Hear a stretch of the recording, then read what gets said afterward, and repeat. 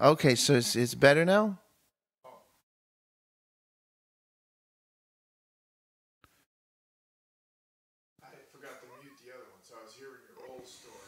Oh, okay. Yeah.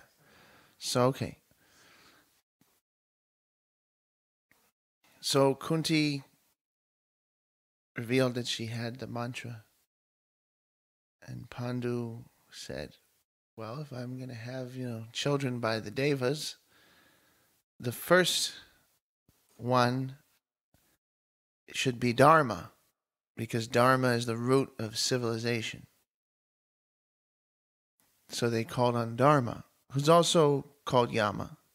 So see, it isn't that Yama left his post. Vidura was his portion of Yama. That's because Yama Vidura was already on the earth. So how's that? Was it Vidura shows up? No. So Dharma, Yama, they came. One explanation, because they call him Dharma or Yama. Like Yama is a more fierce form. And he's scary. He's the yawning mouth of death that swallows all things. He's kind of scary. But there's been devotees that have had near-death experiences. And then he looks nice. He, yeah, he says, what are you doing here? So Dharma is the upholder of religion. He's not scary. Dharma is what makes the world function. It's what makes the world work. It makes the world go round. Dharma makes the world go round. So Dharma is not a scary personality. I just don't want to, because some people might get confused, Dharma, Yama, who's who and what's going on. Why they use different names alternately. I mean, Yama also upholds Dharma by punishing those who don't follow, those who are in that cyclical world of action and reaction.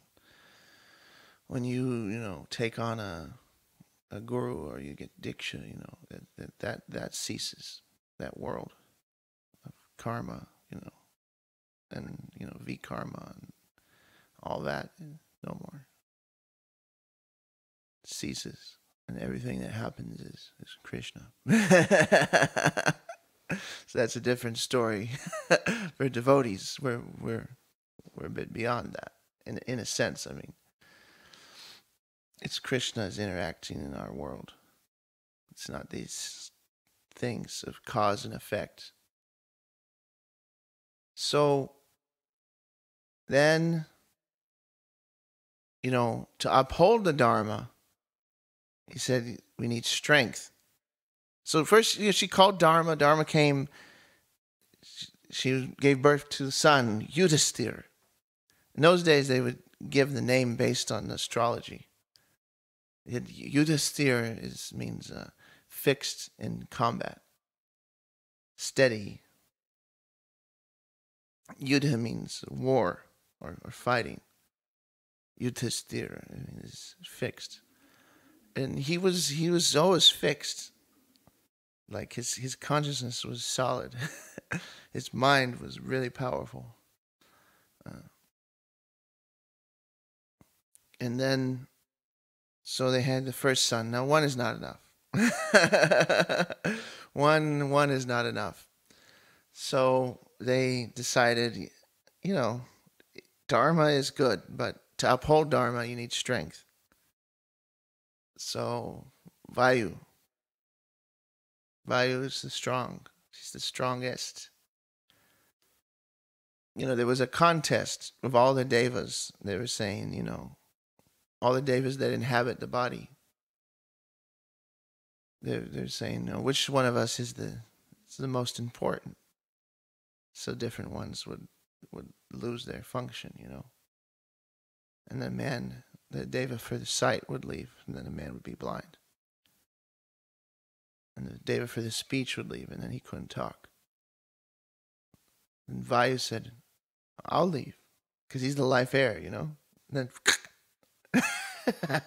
Everyone's dead. And all the gods, they got yanked out of the body. Just like how pegs get yanked out of the ground by a horse. All the gods got yanked out of the body. So Vayu, he was the strongest. And there's other stories of his feats. But so they called Vayu. So Vayu came, he rides on a deer. Black Renku deer. It's a special kind of deer. The yogis, they sit on it because the smell the snakes don't like. So if you sit on it, because you're doing the yoga and samadhi, and the snake will come. It might bite you if you're in samadhi. You don't know. You just you don't scare away a snake or whatever. So they put the deer skin down so the snake don't bite. So that and then they wrap it around their body when they travel. That's what they used to do. Those were back in the day. Now you don't see too many brahmacharis walking around with deer skin these days. Although some Mayavadi people try and imitate, but it's it's a little different. So the Vayu came, and then Bhima. That's how Bhima was born. And then so the story. This is a famous story. So Kunti had baby Yudhisthira and baby Bhima, and they were living in the mountains at the time. There were a lot of cliffs. They were in this big mountain. Huge mountain. And so Kunti had, baby Bhima. And then she heard a loud sound, and it frightened her. And she dropped him. Normally that would be too bad, but, these cliffs are, some of them are no wider than the back of your hand, So it's like, woo, the path, it's no wider than the back of your hand, It's like, whoa, man, the baby fell, woo. And they heard this big crash, and she went down, and he landed on the peak of a mountain, and he split the mountain. And he's just sitting there.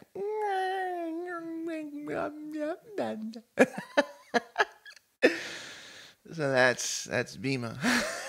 He was strong from the beginning. Can only imagine when they give him the Nagaras.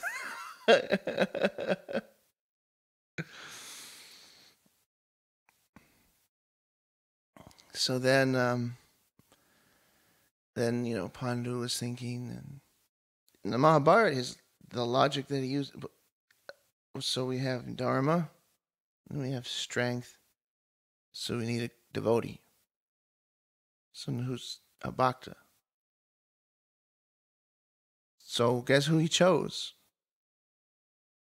Of all people, Indra. So that should give you a clue. Those, a lot of people, they bash him, and they're sitting up on the Vyasasana, and they're saying, oh, Indra this, Indra that, he's in Maya, Govardhan Hill, this and that. And Pandu, he's thought, and Pandu is he actually reincarnated in Gaura Leela. So he's an eternal associate of Krishna, and so, and he thought, oh, devotee, Indra. So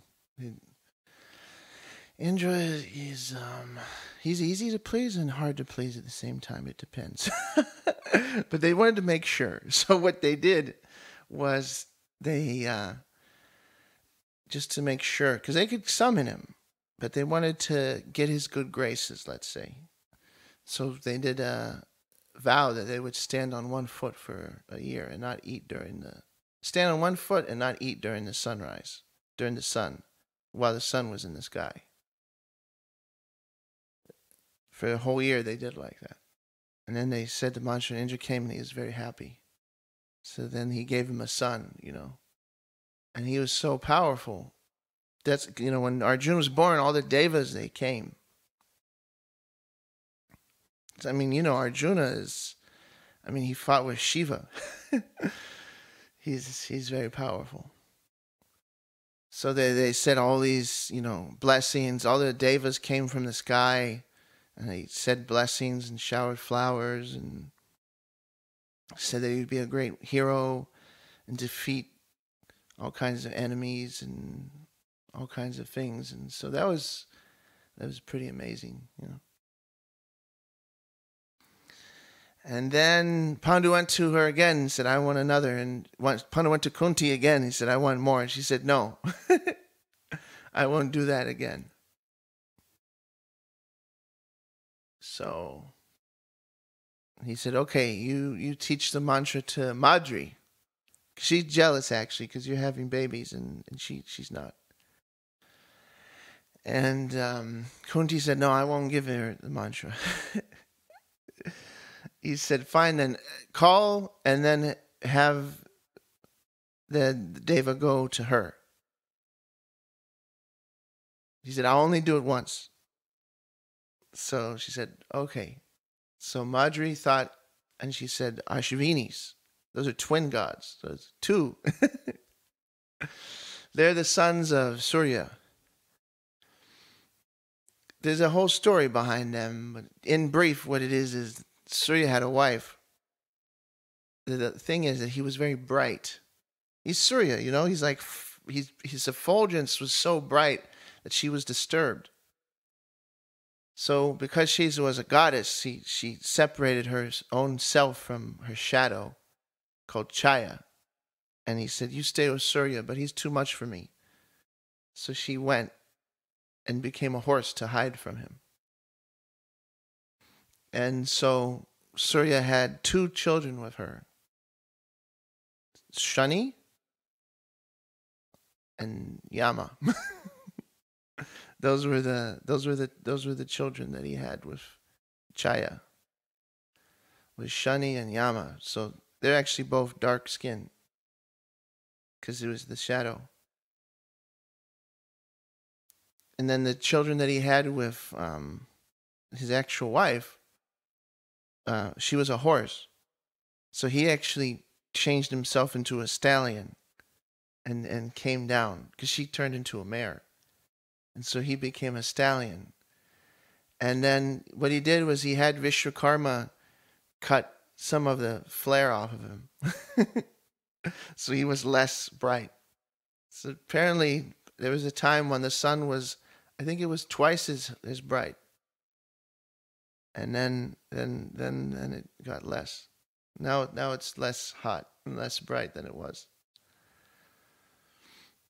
And so then because she could tell, so then she was with him again, and then they had the Ashvinis. Those are the 2 sons. They're actually physicians.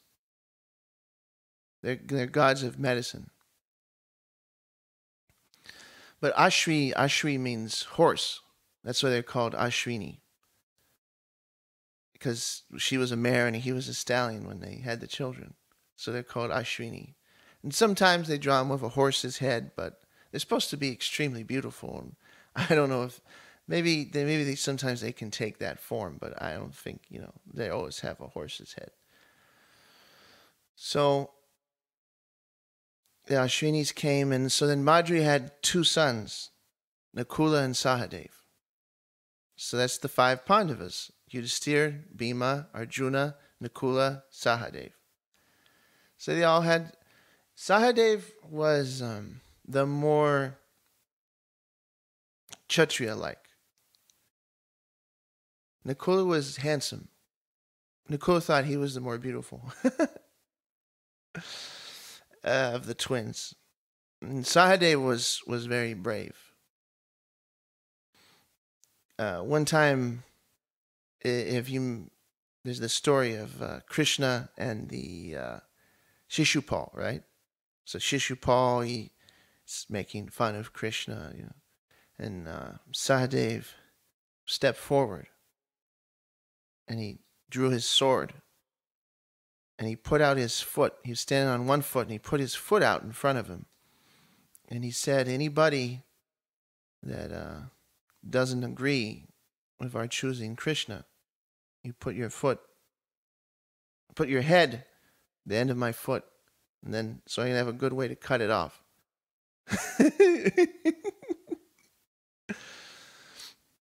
So he there's another part where he said, if anybody, he says, everyone here talks about Dharma, but even if it isn't our Dharma to get our kingdom back, this is after the exile.